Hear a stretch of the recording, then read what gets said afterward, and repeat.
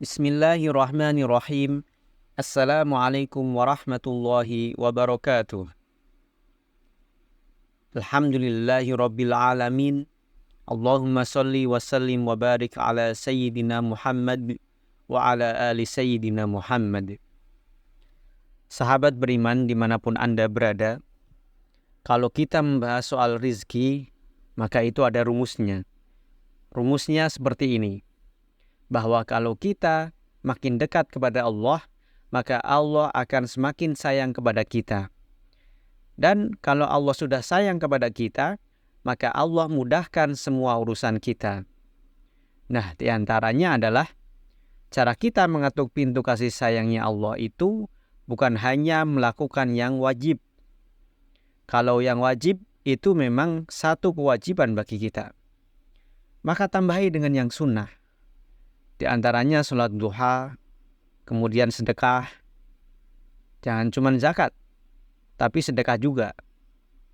Karena semua itu akan mengundang datangnya rizki dari Allah Subhanahu wa Ta'ala. Sebagaimana diriwayatkan dalam hadis, bahwa janji Allah dalam surat Al-Baqarah ayat 261, kalau kamu itu bersedekah kepada orang-orang yang membutuhkan, maka Allah akan ganti dengan 700 kali lipat.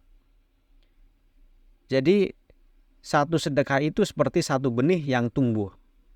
Dan dari satu benih yang tumbuh itu tumbuh 100. Dan jumlahnya ada 700 benih yang tumbuh dengan satu sedekah.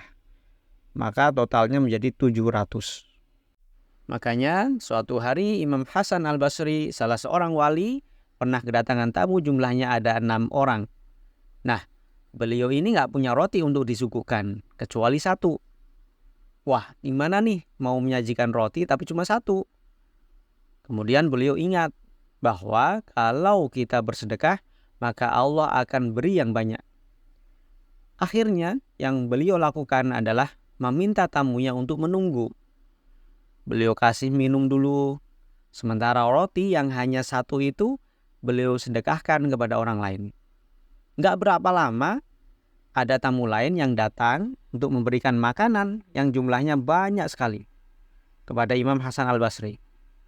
Pada akhirnya, makanan yang diberikan tamunya itulah yang disajikan kepada tamu tadi. Karena keyakinannya, maka langsung tuh datang rizki. Nah, begitu juga dengan sholat duha, kemudian begitu juga dengan sholat-sholat sunnah yang lain. Itu adalah membuat kita semakin dekat kepada Allah. Karena kita dekat, maka Allah kasih. Tapi tetap dengan kesadaran bahwa yang kita minta itu kadang bukan yang terbaik untuk kita. Sehingga kadang Allah ganti dengan yang terbaik. Kadang orang ngomel-ngomel gitu kan. Kok bukan ini sih? Padahal yang terbaik bukan itu. Justru Allah kasih yang lebih baik. Kalau dalam beribadah kita minta pamrih pada Allah karena keyakinan atas janji Allah, itu nggak apa-apa. Misalnya Allah sudah menjanjikan bahwa kalau minta bersyukur, Allah akan tambahkan rizki.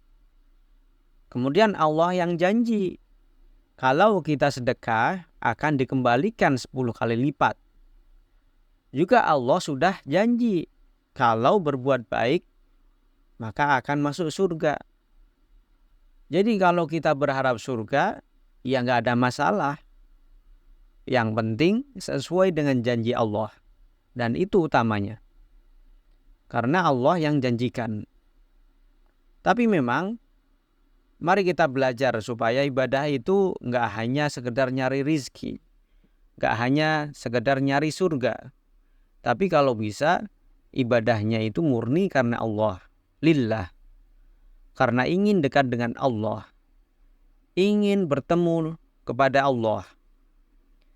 Jadi kalau kita mau menggunakan strategi dalam berdoa, jangan berdoa untuk masuk surga. Tapi berdoalah bertemu Nabi Muhammad di akhirat nanti.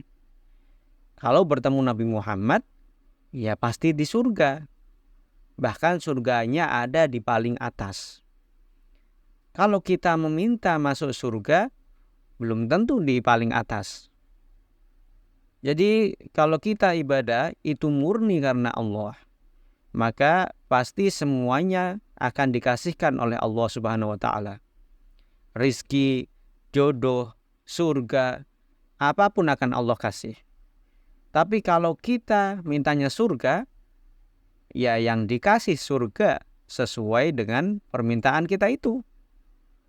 Jadi harus ada strategi dalam berdoa. Jadi ada 3 hal yang perlu kita perhatikan saat kita meminta kepada Allah. Yang pertama adalah niatnya. Innamal a'malu binniyat. Segala sesuatu itu tergantung niatnya. Agar lelah kita jadi lillah. Maka niatnya harus untuk kebaikan. Untuk Allah lah puncaknya. Yang lainnya untuk kebaikan, misalnya untuk memberi rizki kepada keluarga dan lain sebagainya. Jadi pertama niatnya. Kemudian yang kedua adalah tujuannya. Tujuannya juga harus baik.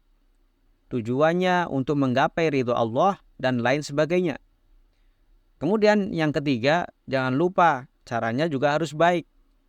Kadang orang niatnya baik, tujuannya baik, tapi caranya dengan mencuri. Padahal cara juga harus baik.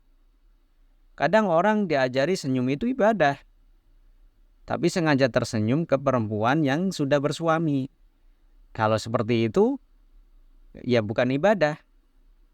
Senyum memang ibadah, tapi tujuan dan caranya juga perlu kita perhatikan. Harus baik. Caranya juga yang utama bukan hanya yang halal, ingat, tapi yang thayyib, yang baik. Yang halal saja nggak cukup. Misalnya mencari rezeki yang halal dengan berdagang, tapi nggak baik ke konsumen atau nggak sambil senyum. Seperti itu nggak apa-apa, rezekinya tetap halal, tapi kurang berkah karena caranya tidak thayyib. Sahabat beriman, jadi itu ada 3 hal yang perlu kita perhatikan saat mengharap rezeki dari Allah Subhanahu wa taala. Niatnya harus baik, tujuannya harus baik, dan cara mendapatkannya juga harus baik agar lelah kita menjadi lillah. Silakan simpan dan share video ini kepada orang sekitar Anda. Sekian dari saya, semoga bermanfaat. Wassalamualaikum warahmatullahi wabarakatuh.